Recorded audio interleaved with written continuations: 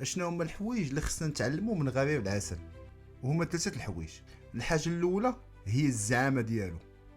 عسيله كيقدر يهجم على اي حيوان كيفما كان النوع ديالو، سوا سبع، سوا الفعه، سوا دياب. والحاجه اللي نقدروا نستافدوها منه، يعني ما عمرك تخاف تواجه شي مشكل واخا يبان لك كبار منك، ولا تواجه شي واحد واخا يكون قوي عليك. الحاجه الثانيه هي الذكاء ديالو.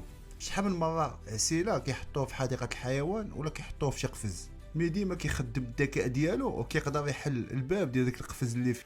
والدرس اللي نقدروا نستافدوا منه هي ان الذكاء ديما كيغلب القوه، ولا عرفتي تخدم عقلك ديما غادي تنجح في حياتك. الحاجه الثالثه هي عدم الاستسلام. عسيله واخا كتعضو شي لفعه سامه وكيقدر يغيب، مي كيقدر ينوض من الغيبوبه ديالو وكيقدر يعاود يتحارب مع الافعى، وفي الاخر هو اللي كيربح وهو اللي كياكلها. وهذه من الحاجات اللي تقدر تتعلم من عسيله، هي عدم الاستسلام وتصبر حتى تجي نوبتك. وانتوما شنو استفدتوا من عسيله؟